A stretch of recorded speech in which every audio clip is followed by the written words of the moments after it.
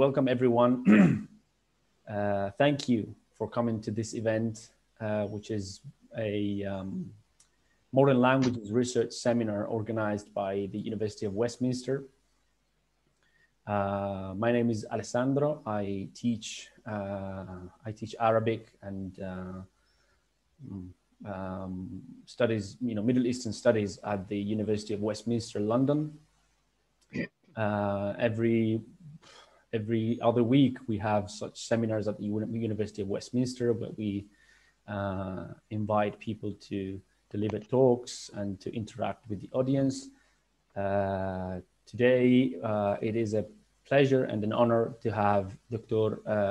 Salman Abu Sitta talk to us and present his book, Mapping My Return, and also tell the content of his book, so his personal story.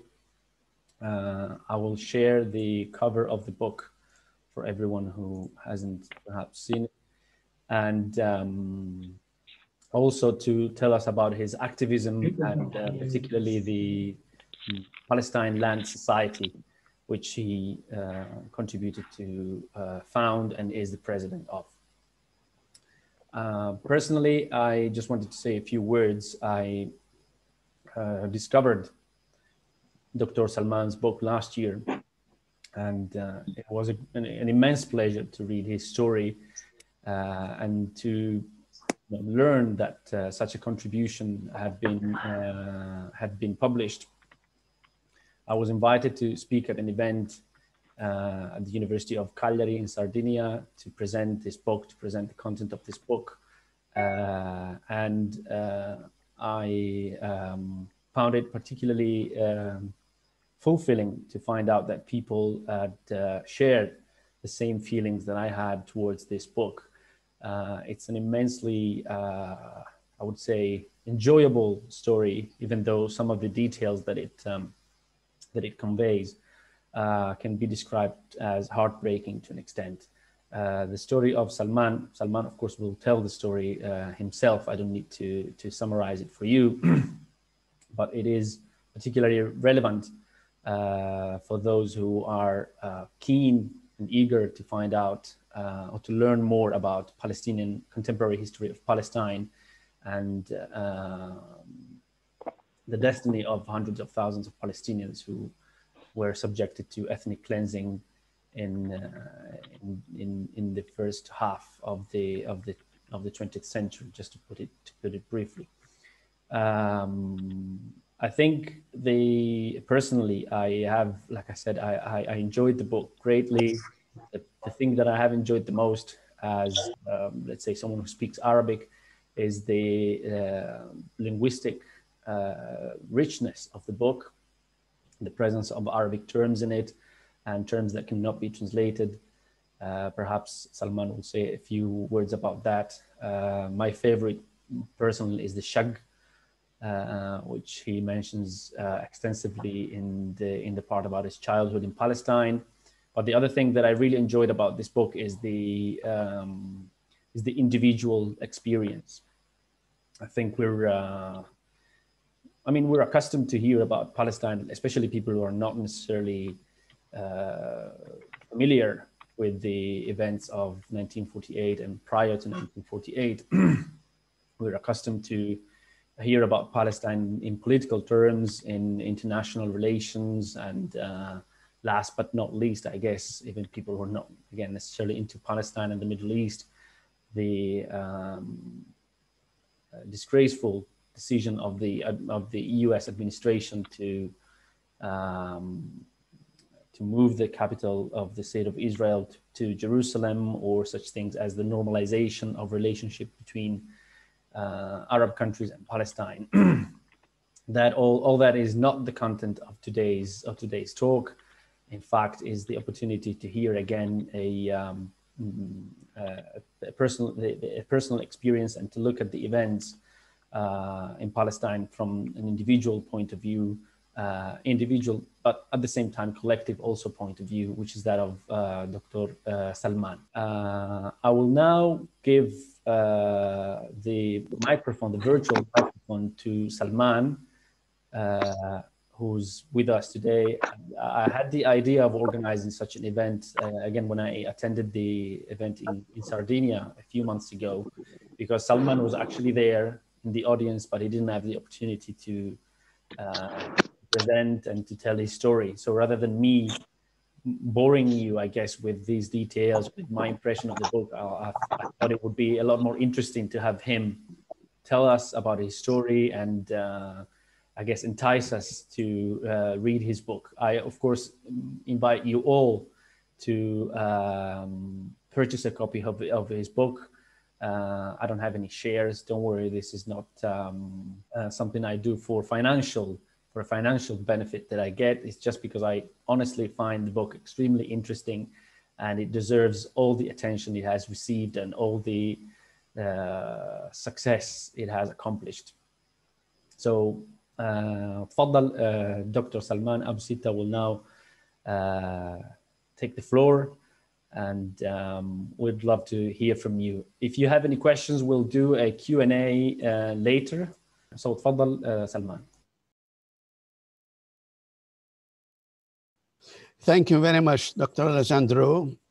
This is the second time we meet on Zoom. Of course, as you mentioned, the first time when you discussed with your colleagues in Italy, the Italian edition of my book. And now here we meet again. You teach your students at Westminster on Middle East studies, which inevitably must include colonial settler studies. Of course, Britain has a long history of that. And I'm reminded of one of the British poets in India who says, Rudyard Kipling, of course, he said the famous poem, "Oh, East is East and West is West, and never the twain shall meet." We all know that and hear about it. And that, of course, leads me to say that the memoirs of the colonial history are or were mostly written by British people telling their experience about India and about other places and so on. And very rarely we hear the opposite side, those stories about the subject people or the people who were the victims of this colonial history. A note in history is very clear. In the middle of the 20th century, by the middle of the 20th century, the European colonial soldiers packed their bags and left their colonies in Asia and Africa. In all these cases, they have been evacuated from colonial powers. What is ironic in history is that at this very moment, just in the wake of establishing the United Nations in 1945, the European colonial soldiers, as I said, went back to Europe. But they did not like that very much, so they sent a replacement in their place. And at that moment, in the middle of the 20th century, the Jewish settlers from Eastern Europe descended upon Palestine in the opposite direction to create the only lasting, so far lasting colonial project in the world. So while the whole world got rid of colonialism in Asia and Africa, they were all replaced by one single colonial state, which is Israel today. And that, of course, is my story because I have witnessed that.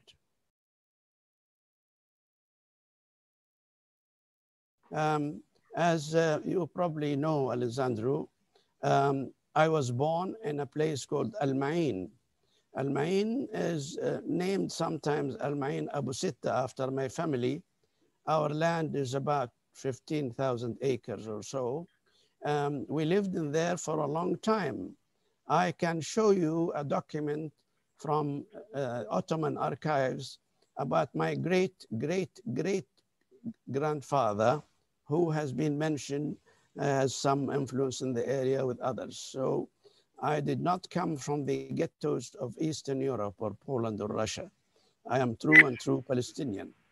And that is why the story of mine could be in one way story of colonial settler history. I was born in a very critical and violent time in Palestine within the period of 1936 to 1939. At that time, we call this time the Palestinian Great Revolt against the British. Why did they revolt against the British? There is a man called Balfour who, on the morrow of capturing Beersheba in October 1917, 31st of October, the news came to London that Allenby took Beersheba. Before that, the Allied forces, the British and the other Europeans, dropped leaflets on the Arabs saying, if you join us in the war to overcome Turkey, you will be free and independent. But that was a lie, because at that very moment in 1916, 1 year earlier, a man called Sykes and a man called Picot sat together to divide the cake of the Arab countries between them. And then, as I said, on the morrow of taking Beersheba, the first British victory in Palestine in 31st of October, second day, the telegram arrived in London, 1st of November. And the second day after that, Balfour made his declaration, agreed to with Zionist rich leaders in Europe, saying that we will create a national home for you in Palestine. So here is the first betrayal on that. Now, why do I say this? Because when I was born, there was this great revolt against the British, because they opened floods of European Jewish settlers to Palestine. And of course, that was against their demand, rightful demand to have an independent Palestinian country. So that revolt was very, very, very brutal. The result of that is devastating.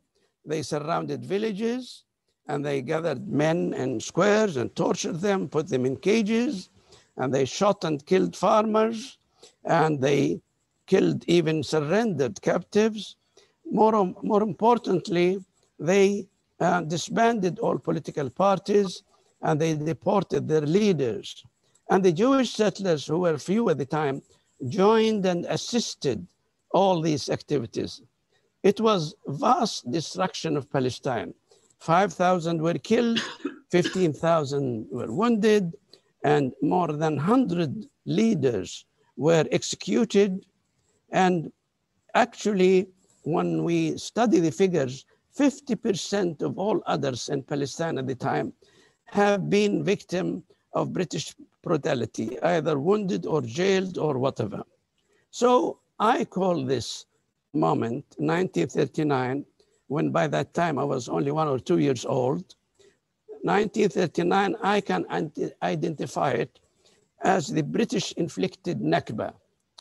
10 years later, Ben Gurion found it easy to do the Zionist inflicted Nakba of 1948.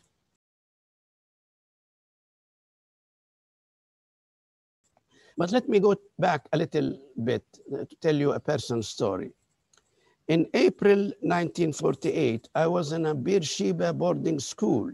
I was a pupil in a boarding school in Beersheba in April 1948 when the headmaster came and told us that the Jews are killing people in Jaffa and in Deir Yassin next to Jerusalem, and I cannot protect you. You have to go back to your families.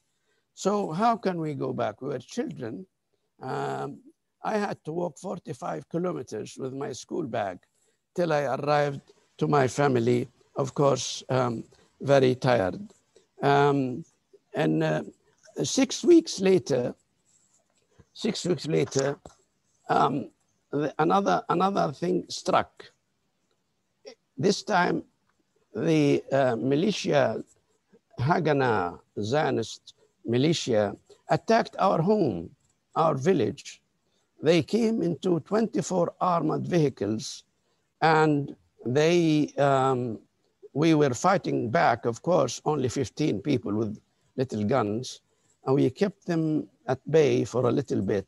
But then they destroyed all our homes. They destroyed the school, which my father built in 1920. They destroyed the motorized well and all that. And on that day, I became a refugee. And ironically, again, this same day was the day when Ben-Gurion declared his settler state in Tel Aviv. So the two events happened on the same day. Allow me to read a little bit about that in the book. I became a refugee at the age of 10. What stands clearly in my mind was the identity of the invisible enemy who destroyed my life. What did he look like? Was he a human or a beast? Why did he make me a refugee? What did I do to him? Where did he come from? What language did he speak? I had never seen a Jew before, let alone a Jewish soldier with a gun. This strange situation took hold of me, and my life's mission became to try to put a face to this invisible enemy, in particular to the Zionist soldiers who attacked and burned down my home. I wanted to find their names, photographs. I want to know their origins from all over the globe. I wanted to know their military formations. I wanted to understand their hatred for us, their desire to make us refugee and destroy our country, Palestine. And that led me to an endless quest to discover how they destroyed my homeland, what became of our landscape that they left in ruins, its villages and towns, its people's lives, their folklore, their geography, their history. My ultimate ambition has been to pick up the pieces of the debris and painstakingly reconstruct the destroyed landscape into a new rebuilt Palestine. Now, this is one stage of my book, but I would like to add just a little bit my thoughts when I left my home to go to Cairo to study. I rode on horse behind my brother on the way to school to Cairo to catch the train. I left Al Ma'in not knowing this will be the last time I see my home. So I wrote the following. I scanned the horizon behind me, recalling the places where I was born, played, and went to school, and they slowly disappeared from view. My unexpected departure did not feel that it would be such a long separation. It was simply sojourn in another place for a while. If the future was vague for me at that moment, the past that I had just left behind in my mind and became my present forever. I never imagined that I would not see these places again, that I would never be able to return to my birthplace.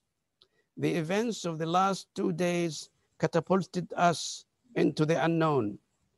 I spent the rest of my life on a long, winding journey of return, a journey that has taken me to dozens of countries over decades of travel and turned my black hair to silver. But like a boomerang, I knew the end destination, and that the only way to it was the road of return that I had decided to take.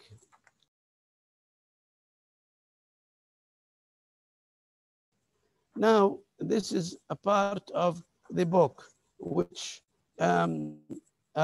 taken me afterwards to Cairo for study and then to London.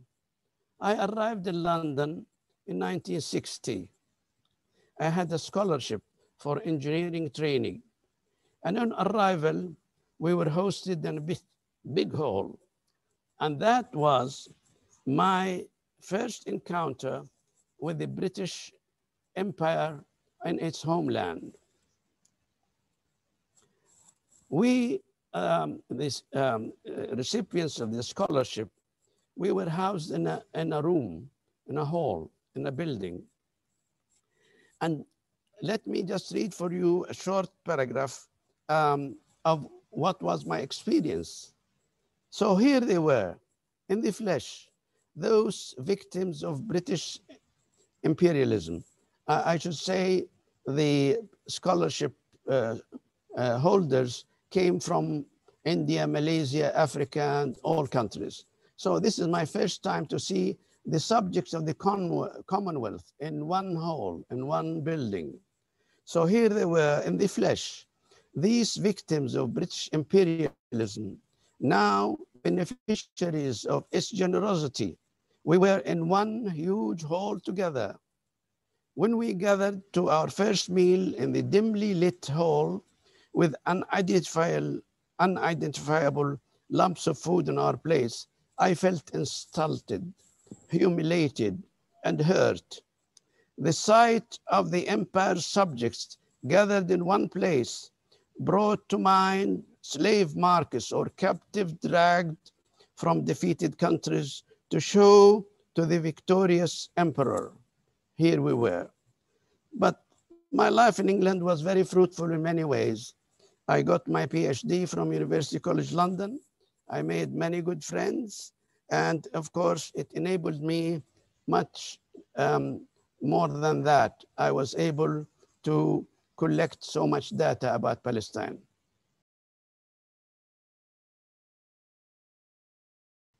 Let me jump a little bit from 1960 to 1967. The shock of 1967, Israeli occupation of Palestine, all of Palestine. At that time, in June 1967, I was in London waiting to travel to Canada to take up a university teaching job. I heard the terrible news of yet another major Israeli attack. In June 1967, Israel attacked and occupied the remainder of Palestine, now called the West Bank and Gaza Strip. And also they occupied Sinai in Egypt and Golan in Syria. It was a shocking week for me. I was about to start a bright future as a young university professor in Canada, and here this war came.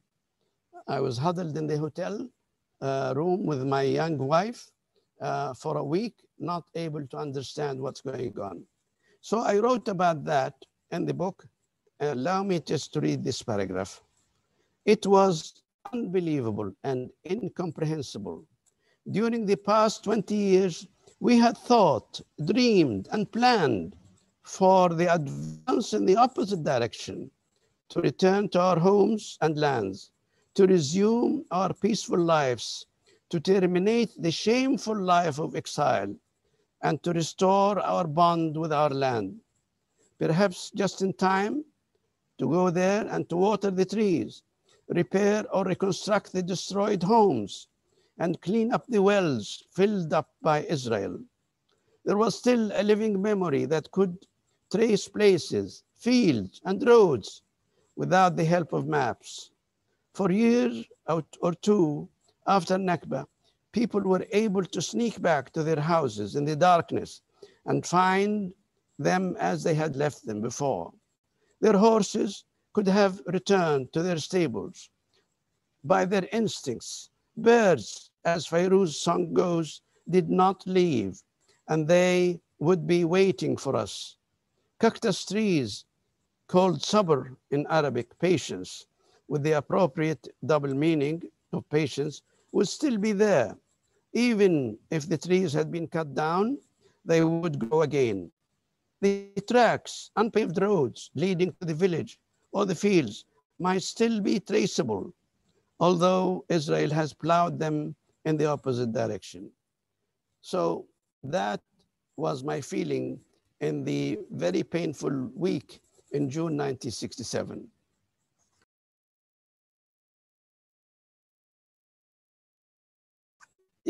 Then we go forward a lot of time, I mean, some years ahead, from 1967 to 1995. During that time, I was established as a university professor in Canada. And then there was an opportunity for me to see my homeland after the infamous Oslo. So I took my daughter, one of my two daughters, with me to visit Palestine. We arrived as tourists. Why? We are asked, why are you here?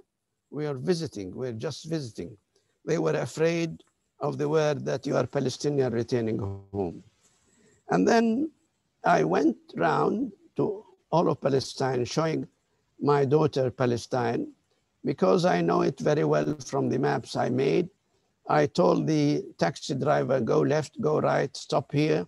We went from Jerusalem up north to Tiberias to Safed, and then to Akka, and down to Haifa, and then Jaffa, and Lid, and Ramla, and Beersheba, and then to my home in Al Ma'in. And in that first arrival to see my birthplace, I was overcome by emotion. And my daughter thought I have fainted or something. I'll show you a little video she had taken of me on that moment. يا بلادي يا بلادي يا وطني يا وطني يا وطني هذا وطني هنا ولدت هنا ولدت هلا بوريكم الولد هون هون هون هون وراء الشجرات هون هذا وطني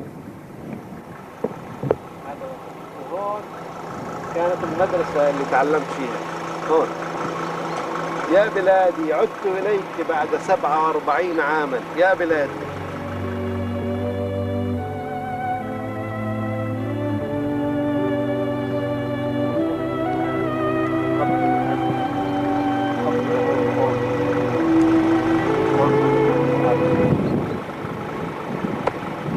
الأرض اللي انولدت عليها هنا هاي مدرستي هنا نسفوها كلها مدرستي نسفوها ولكن لم ينزعوا حب بلادي من قلبي هذه بلادي هؤلاء الذين قتلوا لكي يجعلوني لاجئ وشريد وانت يا رانيا أول جيل بعد 12 جيل لم يولد هنا وإلا كانت الأرض هذه كلها أرضك وها أنت تعودين إليها يا إلهي يا إلهي تعالوا تعالوا حي حي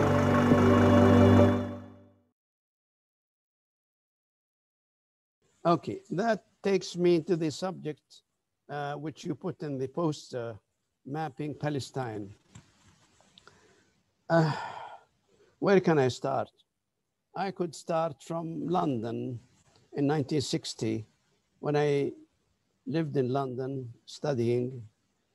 I wanted to know about Palestine, and so I tried to collect as much as possible of the maps of Palestine. You know, Britain at that time only left Palestine 10 years back. So all the documents, or I thought most of them, are there. It was not an easy job because all the documents about Palestine have been obliterated, renamed Israel. It took me a while to know that they renamed it to be Israel. And I collected as many maps as possible because not only Israel took our land, they took also all our documents, all our files, all the government of Palestine files about education, about health, transport, roads, airports, railways, agriculture, health, and all that. They took all of that. They left us blind in memory. So I tried to collect as much as I can. And I did. There are so many places in London. There's not one place. But then the search took me to other places. In Germany, I found the records of Germany in the First World War in Palestine. They had aerial photos and they had other documents. In Paris, there has been documents as well. Of course, in the United Nations, they have a lot of documents. In the Library of Congress and the Ottoman Archives, over a decade or two or three, actually, I collected so many maps and documents about Palestine. What to do with all that? We had to create it into a scientific way. So I created the Atlas of Palestine 1917 to 1966 of 700 pages describing Palestine from the first day of the mandate until just after the Nakba and before 1967 war. It's a record which has been hidden from the West for so many years, even now to some extent. It's a record which shows the shame of all the Western countries which created a colonial project in an ancient land in the age of TV and airplanes and the age of United Nations, not in the age of bow and arrow, not in 200 years back in unknown charted land, but in an old land, a revered land, and people who lived there in the land are deep-rooted in it more than many places in Europe.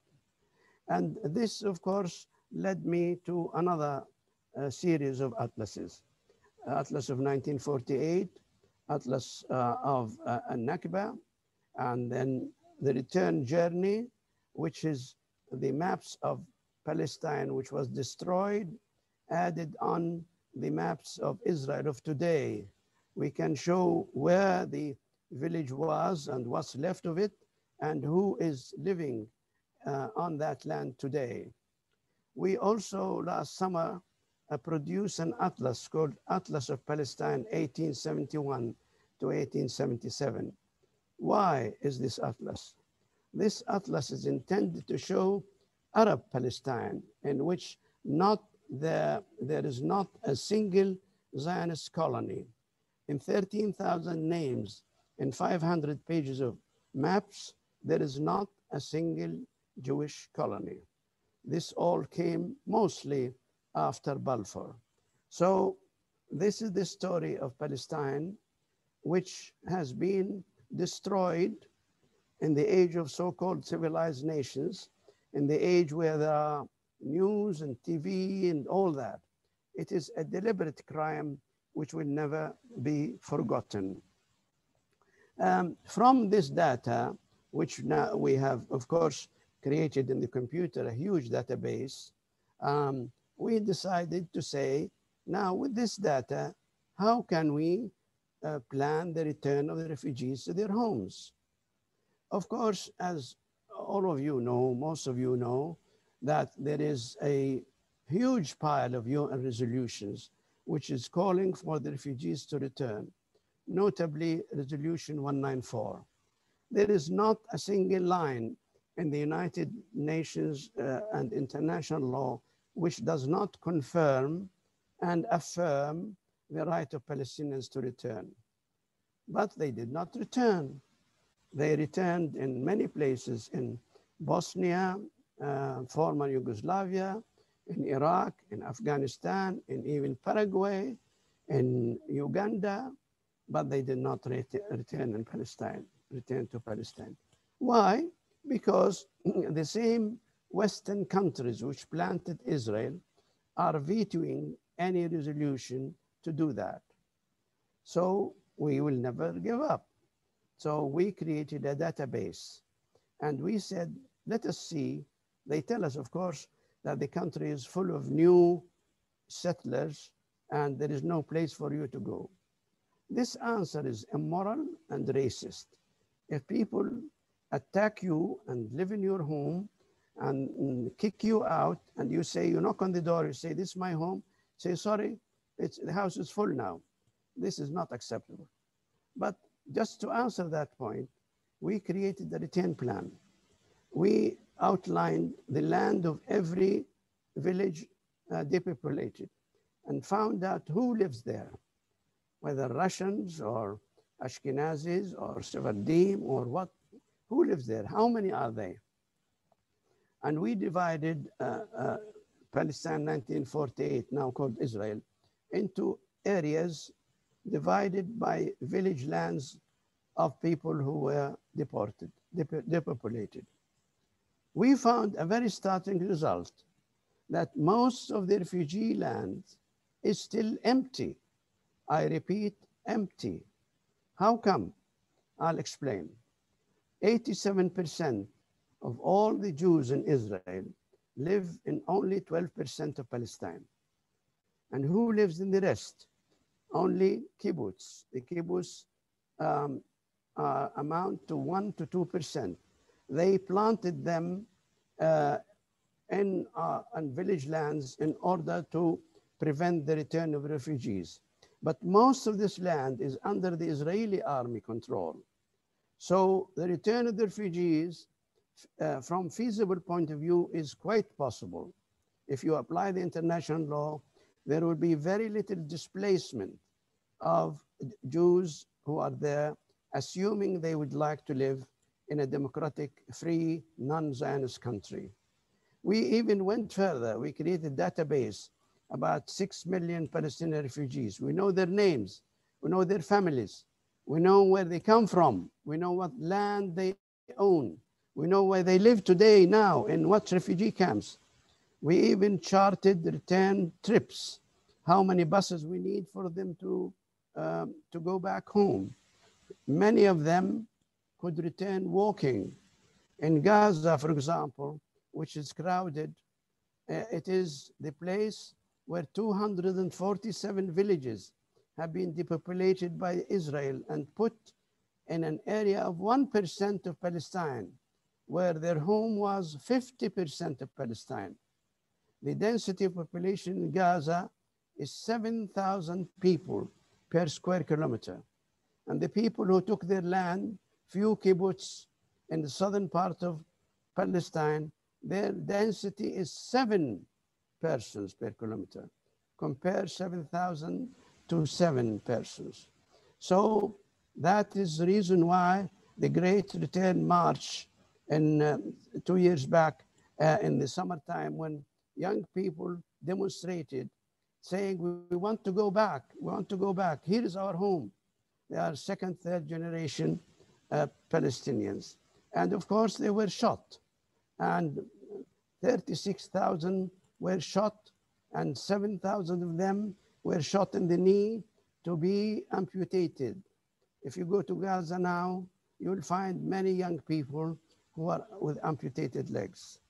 This is the Israel which the West now is supporting. Now we also made another calculation. We said how many houses we have to build for them. And we found that there is a vast number of engineers and labor force among Palestinians who could rebuild these villages. It's amazing. What we need is only 1.5 to 2 million housing units. And the Palestinian engineers built more than that in the Gulf countries, so they can do it by themselves. And they can actually rebuild Palestine if they were allowed to. They don't need aid. By the way, if they were given small aid, it will be a drop in the bucket as compared to what the United States pays Israel every year. We would relieve the United States from paying big annual sums, $38 billion. We would relieve the American taxpayer from paying that money because we can build our home by ourselves. And now this atlas, of course, is augmented by an annual competition we make every year in your university at Westminster. We invite young Palestinian graduates of architecture. We say you graduated or will graduate soon in architecture. Let there be your project. Your project is your own home village. Why don't you plan how to reconstruct it, how to build it again? We give them data about the village, about the people, and we suggest how it will look now in the future with internet and with all that. Of the few remaining years for me, I would like to ponder of that. I say after traveling to many countries in what I call 10 flights or 10 migrations, I concluded the book with the following thoughts. And I'm reading from it now. I did not despair. No, I felt as if I had been set on a path of a rescue mission, a lifelong mission to return.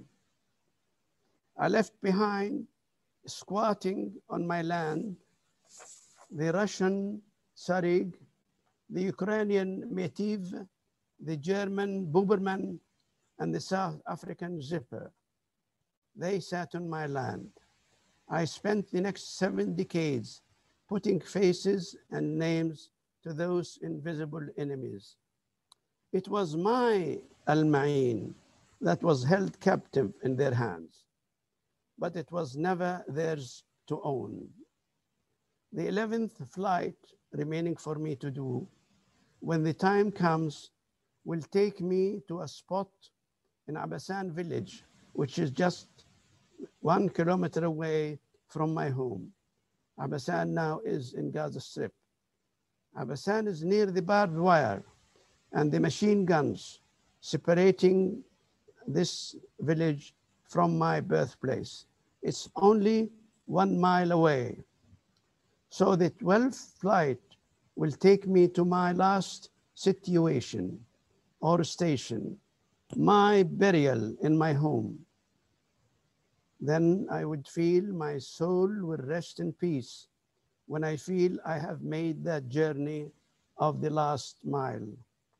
In my mind, I can see the engraving on the tombstone.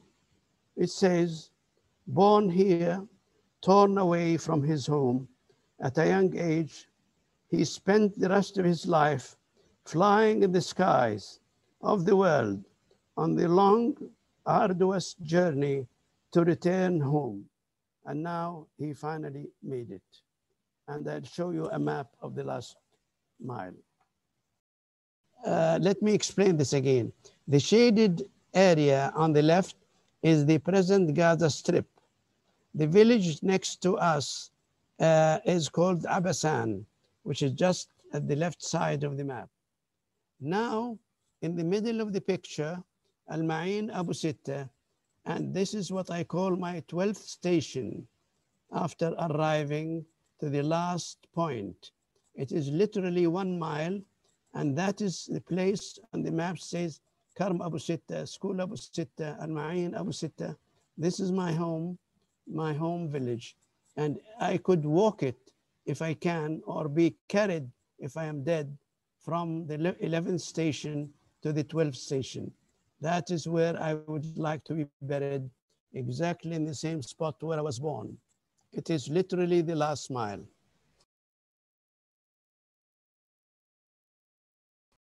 You want to ask something? It just takes a second. Well, it's just that it's the connection between me and Salman. We were both students in London in the 1960s, the early 1960s. But the reason I wanted to show on the map is that I was a medical officer in the clinic in Khan Yunis, and I used to do occasional home visits to Abasan and to Khazar, which is, yes, as you see, it's down there. And so it brings back memories for me too. This, it was I can't talk about it anymore. Sorry. Mm. Thank you for showing that. Thank you. that map. Sir Ian, I salute you. I salute you. I tell our audience the wonderful work you are doing on behalf of Palestine. You have seen it firsthand, and your conscience did not let you forget that, and you tried to bring some justice to this situation. I thank you very much. I keep telling people, when I fight for my home, I fight for it because it's my home. You are helping me recover my home. Thank you. And thanks to Jenny Tong and all our friends in England and elsewhere who support the justice in Palestine. I imagine that for Jenny, like for me, and Jan, my wife, who's here, guilt, national guilt at the way we have betrayed Palestinians is a big motivator to try and do something. It is indeed. I absolutely agree with you. I think it's a great shame for our country that this has happened. And we should all draw attention to it the whole of the time. But you know, people are afraid to. Yeah. They just are afraid to, because it loses, particularly politicians, because they get into trouble and it loses support for their party in all sorts of ways. I won't go into details. Enjoyed the talk so much. I guess, I mean, the number of participants speaks for itself. We've had an amazing turnout for this event. I honestly was expecting a successful event because the topic and the book and I guess your persona as well are all extremely interesting. But a turnout like this is, like I said, unprecedented for these seminars that we have organized. And I am extremely grateful to everyone who has attended, who has turned up today, who's stayed here, even in spite of the technical difficulties that we have experienced. So this is just a thank you for attending. Of course, the biggest thank you goes to Salman, who has so patiently, prepared and told us his story. And I mean, there's no better way to thank you, but to be here and to perhaps ask you some questions from the audience. I can see that there are already a couple of questions. Someone asked me, so Illa was asking about she thanks you for the lecture. She wanted to ask you, Salman, why you decided to write your biography in English. Oh, that's a good question. Why did I do it in English? Well, from 1960 till today, I was living and working in the West, and people ask me, where are you from? I say Palestine. You say Pakistan? I said, no, Palestine. And the ignorance is excusable if you hear it from a grocer or a waiter, but it's not excusable at all if you hear it from a university student, and worst still, if you hear it from people who knew, but they lie. The Zionist propagandist deliberately lies. In another occasion, I outlined 11 wars waged against us Palestinians. Not only military is one of them. The others are obliterating our history, and destroying our geography, wiping it out from the maps, falsifying our archaeology, defaming us in the world as being we, the victims of their crimes, are the terrorists and they are the angels. They also fight us in the United Nations by vetoing our resolution, our favor. They actually wage a war, economic war against us to make us helpless and unable to survive except for a piece of bread, to forget Palestine. they also apply what I call incremental, it's not so incremental, genocide on Gaza. So when I find these things, when it is easy to find the truth, just to look at the United Nations, just to let people speak about Palestine, as my friend Jenny Tong knows how difficult it is to tell a simple fact about Palestine. You are called anti-Semite, and I don't know what that term means, but I know it means to me that they want to hide the crimes committed by Israel. That is the point. And I don't even enter into anti-Semite or Semitism or this kind of thing. It's not my business. I have a story to tell. My home is taken away from me, and nobody can ever convince me that the people who did it are angels. They are war criminals. They were war criminals, they are war criminals, and they will be war criminals. So this is the audience I had to meet. As you know, Alessandro, I spoke at many, many places, from Francisco to Japan, and I found the way to reach those people, mostly, even in Europe, is to use English. And that's why I wrote it in English. But now you have Italian edition. Thank you. Yeah, the book has been translated into Italian, and I remember that he also mentioned at another event that the book is being translated into Arabic as well. Yes, it is. Personally, I think it's good. I think it's a very good thing that the book is translated into Arabic, but at the same time, I can only agree with you that the value of the book being in English or any other language, any language other than Arabic, is much bigger. This is something I say also for experience, because I mean, the awareness of the Palestinian right, the Palestinian experience of dispossession is present in a place like Syria, for example, or Jordan, by which I mean that you don't need to explain to Syrians in Damascus, for example, or to people in southern Lebanon what happened to Palestinians. It is part of their everyday life. It has been part of their contemporary history. Whereas the ignorance of the general public in a country such as the UK, where I live, or Sardinia, where I come from, is appalling. So such contributions are extremely important in any language other than Arabic. If it's translated into Arabic, then the more the merrier, of course. But it carries a strong message to the rest of the world, not so much to people who have unfortunately experienced this. I can see that there's a hand raised, and I can see that Zahia is waiting to ask her a question. And there are also a few questions from the chat. But I mean, Zahia, the floor is yours if you want to ask a question. Tafadali. Can Alessandro, can I respond before Zahia just a little bit to your remark? Yeah. Yes, the Arabic translation, or Arabic edition, actually, not translation, is necessary. But of course, we don't have to tell people something they know in their life. We have to redraft it to suit them.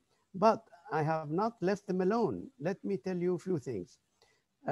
Most of the atlases I made are both in Arabic and English. The big atlas, 700 pages, is in Arabic as well. And the return journey is in Arabic, English, and even Hebrew. And the atlas we produced last August about Palestine 1871 to 1877 is both in English and Arabic. And in addition, we created a poster map of Palestine showing all the villages destroyed or depopulated, data about them. And from this map, it's a poster map about 70 centimeter by 1.5 meter long. We printed 2 million copies. And we have given to each school, UNRWA school, a copy of the big atlas and the return journey atlas and the map. So it is accessible to those who want. You are absolutely right. You cannot preach to people in California and you forget your own people. But their education is different. For example, the students in some schools are asked to look at the map and say, where do I come from? What's my village name? And who lives there now? And so on. Um, the education of the young Palestinian people today is paramount, absolutely paramount, more than anything else. The Israelis took the land, and now they wanted to wipe out the Palestine mention in the brains and hearts of young people. This is part of the normalization process. You know that even in West Bank and even some Arab countries, it is forbidden to speak freely about Palestine.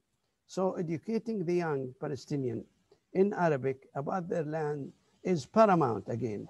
And we have now a war to fight those who prevent us from doing that. They were before the Israelis, assisted by the Americans who cut funds from UNRWA. If you tell the student your family comes from this and that.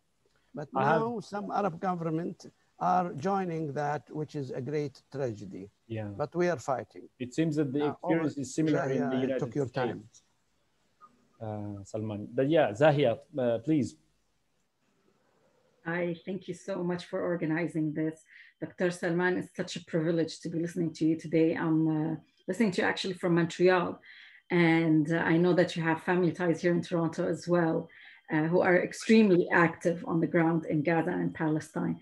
My question to you is actually about the Palestinian youth. I mean, we're trying, the atlases that you've written are an amazing tool. We use it just to, you know, for the memory and everything. But how do you deal with it when you see our own youth not being as reactive as they should be? I'm so glad you asked this question. It has been in my mind for at least since 2005, when I started a group of young people who are very good in graphic design and filmmaking and so on. And we wanted to make history and geography easy for them in small bites and so on. As you know, the language today is very short bursts of knowledge. And I'm still trying to do that. We have some success. But if you have any group willing to translate the facts we present them, maps, photographs, ideas, things, we will provide this willingly. But we need young people to translate that into the language of young people today, either in cartoons or short films or posters or slogans or whatever. I am open to any suggestion. We are ready to help in boundless ways, but we need young people to know the language of the young people. We give them the food and they make the sandwiches for the young people. Contact me, please, if you have ideas. It's the last map in the book. One is from Ruqaya. She says her family is from the village of Salama near Yafa. She doesn't know if you can recall it, or is there anything that you can tell her about her family's village, if it's in your book. The village is called Salama, it's near Yafa. Yes, Salama is east north of Jaffa. Yes, as I said, we have a big database. If you send me an email, we will send you photographs and maps and data about population now and then and where they are. We have a few more questions, Salman. With all these participants, this is only normal, I guess. The first one is from Karim, who he's written a message in Italian. He says he lives in Italy. He's half Italian, half Palestinian. His girlfriend lives in Yafa, which is where his dad is originally from. And he's planning to go back to Yafa when, I guess, the whole COVID situation is over. One day, inshallah. And he's keen to organize something to help second and third generation like himself go back to Palestine and go back to the land of his father. I guess, I mean, his question is simply, what do you think about this? I guess the best way is probably to send an email to the, I don't know if Karim is still listening, but the best way is probably to send an email to the info@plands.org address that I wrote in the chat, to maybe join the Palestine Land Society and offer his contribution. Yes. Another question from Basma is, would it be possible to use your memoir to educate academics and historians, but also Palestinians, about the story of colonial settler occupation of Palestine. I think this is a self-answering question, but Salman, if you have something to add to that. Yes, if I'm right, this is Basima Salman. She is from Tir Dandan, which is close to Lidda. She lives in Holland. Is that you? I don't know if she can still hear us, Basma. Anyway, yes, we'll be very glad. Alessandro, let me just explain a bit more. The website is the Home for Palestine Land Society. It's abbreviated into www.p for Palestine lands, lands.org. And if you remove www, write info at, that will be our address. Okay. So from what we hear, there are a lot of people who are ready to help in spreading the word, especially among the young generation. I value that very much, not only the Palestinian young generation, but the young generation I meet in universities. You may be surprised when I speak at Harvard and Boston and so on, half or at least 1/3 of the students who are listening to me are young American Jews. They tell me we have been cheated. We were taken to Saturday school, told all kinds of things, and now we know this is not correct. And in response to my friend Jenny, that the politicians are afraid, these young people have two wonderful qualities which are not found in politicians. The first quality, they are eager to learn, they have open mind, and they have free access to knowledge. The politicians neither have that mind, nor they have access to knowledge. And if they do, they hide it. That's one quality the young people have over politicians. The second excellent quality for young people is that they have no material interests. They are not afraid to lose their money or their positions or something. The politicians bargain their political views by how much money they get or how much position they get.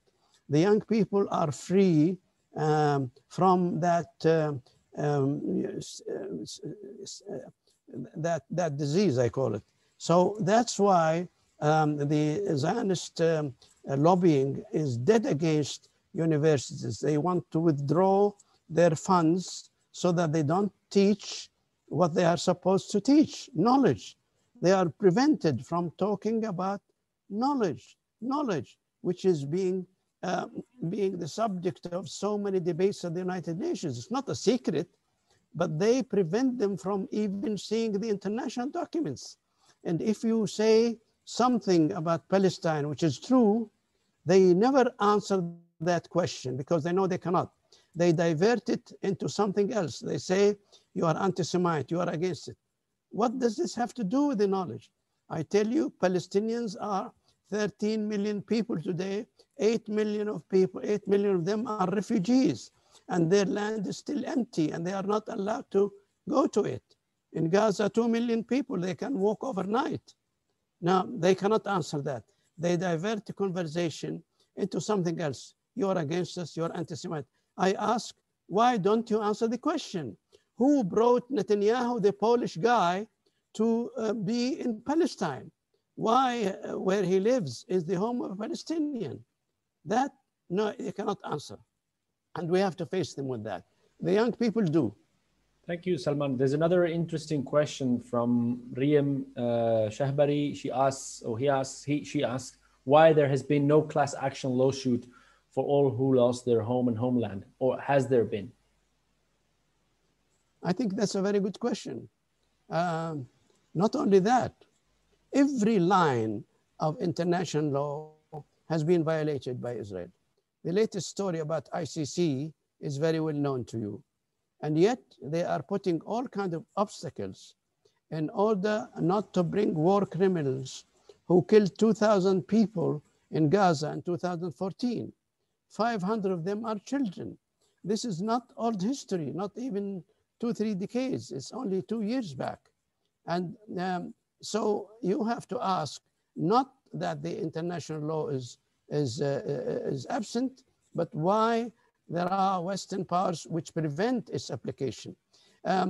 About the other thing, the right of return, we have, and many others did, of course, held many conferences, we made many petitions, we organized committees everywhere, but it's all a people's effort, and people's effort take time to grow.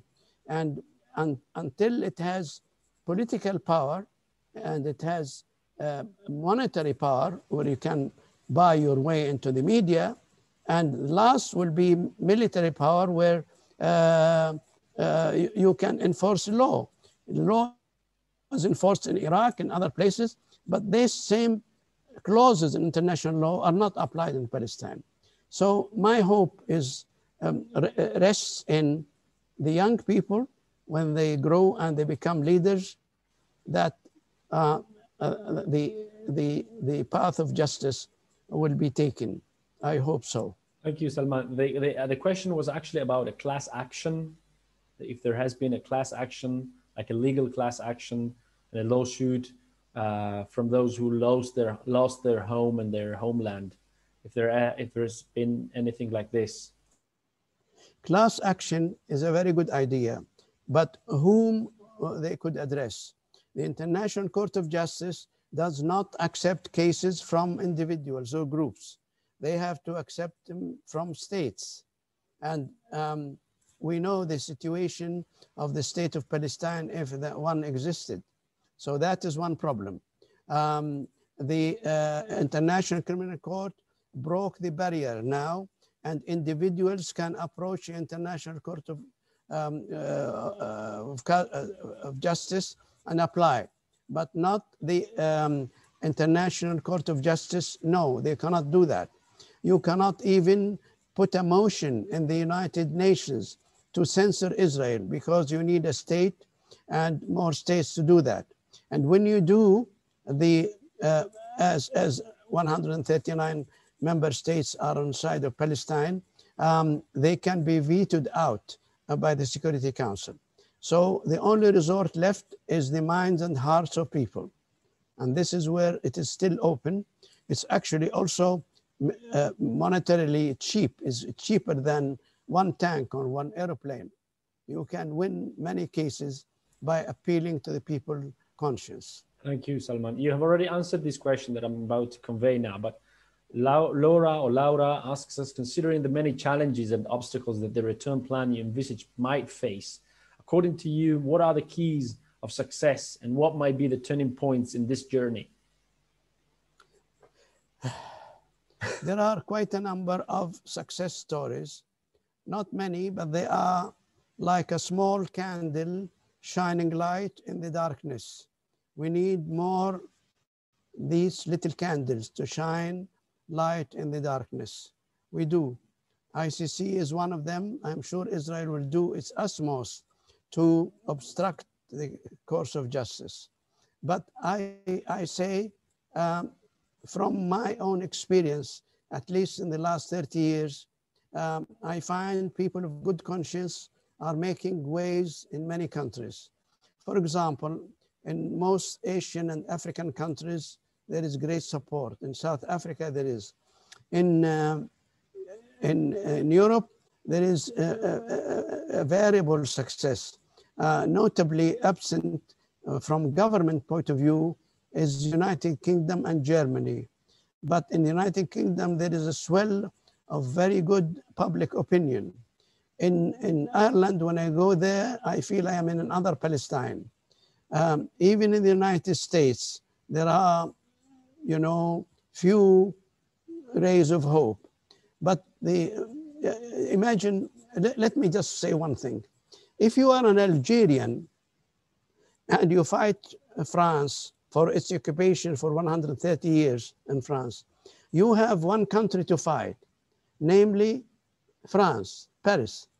In our case, we are fighting lobby groups and centers of power in many Western countries, in the United States, United Kingdom, in Germany, in many countries. This is not is unprecedented in the history of colonialism. You could fight, for example, Portugal for its colonialism. You could fight even Holland in its colonialism in Indonesia and that kind of thing. We fight the major political and financial powers in Europe and America.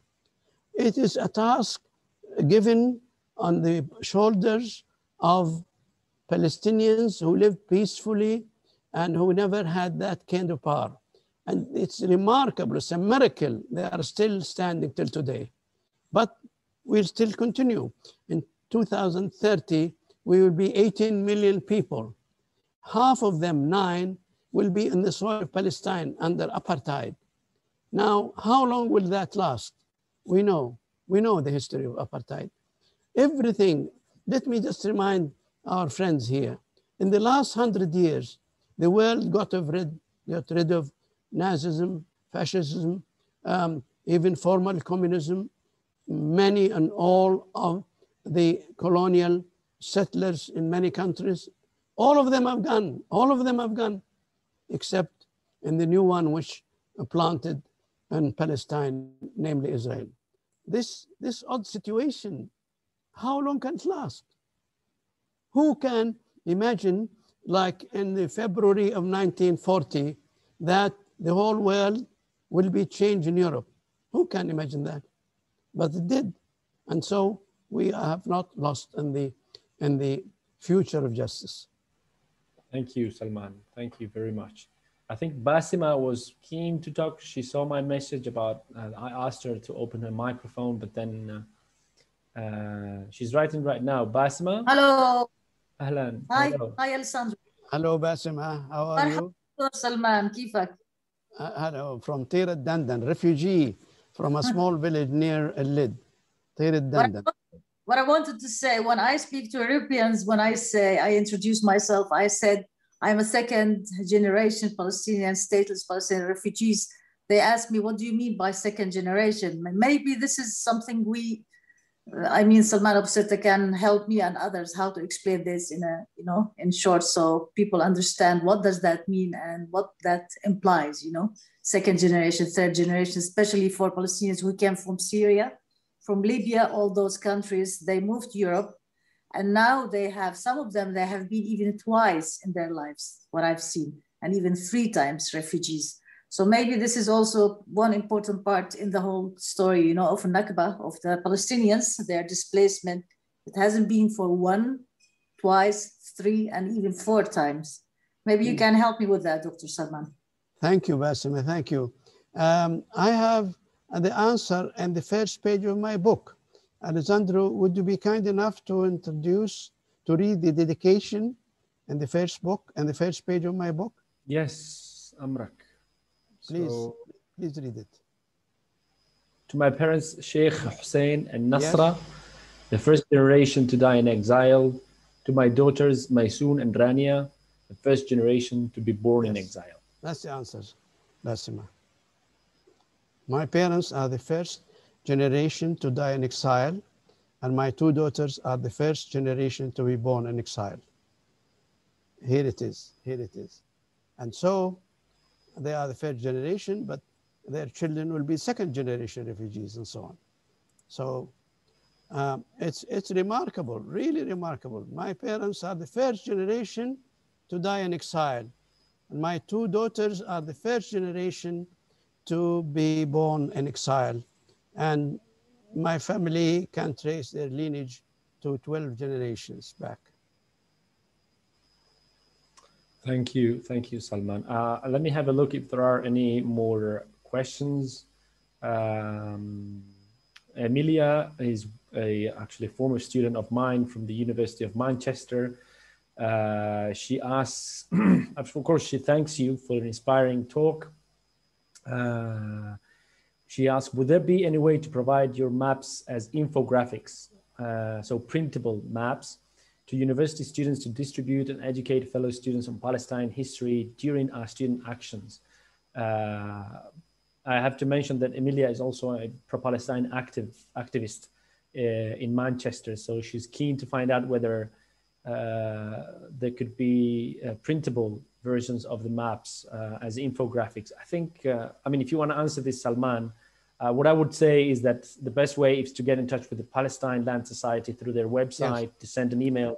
Again, I'll share the address again. Yes, we have data to answer you. So, I mean, if you want, I can say this on your behalf, Salman. Salman is very keen to answer kind of more articulate questions that you may have via email, particularly those questions who are who concern your participation, your activism, what you can do, in other words, not just to necessarily to join Palestine Land Society, but to contribute to their activities. Yes. So I can assure you, because I have interacted with Salman for a few months now, that he is very happy to answer any emails that you may send his way, and that that is, I think, a lot easier. But there's another question by Zainab. I don't know if that's the correct answer to Emilia's question about printing the maps, Salman. So I've taken the liberty of answering Emilia's question. No, it's correct. Please do, please do. And then we have a question from Zainab, which says, I'm a PhD student. My dissertation her dissertation is on Palestinian American poetry, cartographies of memory and post-memory. If anyone from the first, second generation would love to support and help by sending her your stories, you can email her. She's copy-pasted her email in the chat, and she's citing Dr. Salman's book in her thesis as a proof of authentic memories versus fabricated Israeli narratives in history. And I guess we can all agree with this. The importance of memory is evident, I think, to everyone. It's not just something you say, but it is crucial, I think, not just I think, but most people here, I guess, agree that it's crucial to preserve the memory of the Palestinian and not to allow everyone to delete it or to remove it like a file from your computer. I would add not only a memory, but we'll have to convert it into a plan for the future. Yeah. I mean, I don't want to disappoint Emilia, because I know that she's enjoyed the talk and everything. I just wanted to say, Emilia, that again, like I said, she wants to find out how to print the maps and to make them available for distribution. So, Emilia, if you're happy to email Salman at his at the Palestine Land Society email address, I think that's a lot easier. I don't know if there are every email. We'll answer every email. Yes, of course. Yeah, I don't know if there are any more questions from the audience. It's been a very exciting talk. And there are also comments, they're not just necessarily questions, so people can read them themselves. I don't need to read them out to them. But I mean, it's been 100 minutes now of event, an hour and 40 minutes. There is one more question from Reem. How can we ensure that the expulsion of Palestinians is learned in school? I guess this depends also from, from country to country, but also from teacher to teacher. Unfortunately, there's still discretion. What would you like to say about that, Salman? It's the same. We have to keep fighting, and we have to, as I said, the young people are the fresh, clean minds with good conscience, and we have to keep fighting. I have only one word for it. It's as-sumud, steadfastness. We have to keep that. And if people invent things to justify their existence from a piece of stone or a piece of this and that, we don't need that. Our life is still within Palestine. People, it's not an old history, it's not Roman history, it's an active history, which to me, I don't want to belabor the point, but it is a shame in the Western world, actually, that this terrible situation, this terrible crime lasts so far 72 years. It's a burden on their conscience for a long time. I mentioned once, and I repeat again, I feel ashamed of future generations, 100 years from now, how could we live in this world, in this century, with such crimes happening against people day in, day out for now 26,000 days? It is really a shame. History will not forgive us when they read about us. I think we can wrap this up now after an hour and 45 minutes. It has been an absolute pleasure to have you, Dr. Salman. I don't know if everyone would like to join me in a round of applause or at least write something in the chat, but many, many people have already written that they are so grateful for your talk and they have enjoyed it greatly. So this, I think, is the best way to, like I said, the best way to thank you for your talk was to actually turn up today. And we have had an extremely successful talk, an extremely also inspiring and insightful talk, which is not news to me. I think already I was very excited to have you, and that's why I decided to organize it. But you can see the flow of messages of people thanking you for your talk. One last thing I would like to say is, or to remind people about, is this book, which is what inspired me to organize this talk. And it's Mapping My Return, a Palestinian Memoir, of course, by Salman Abu Sitta. You can order it online. You can, if you can't find it online, then you can always, again, email me, or you can email Salman, and we can direct you to the right website or to the right distributor to find a copy of the book. Which is, I mean, the talk, of course, I'm sure you agree, has been inspiring and insightful. Reading the book is the next step for you to learn about this story and to just, I mean, find out more. At least for me, it has been an extremely useful experience to find out more about history, about again, like I said, the individual experience of Palestinian in the 20th century. So thanks again, Salman. Thank you everyone for attending. Let me again remind you of the Palestine Land Society. You can look them up online. You can email Salman if you have any questions, if you're keen to maybe use his works in your research. Some people are using it in their PhD. If you want to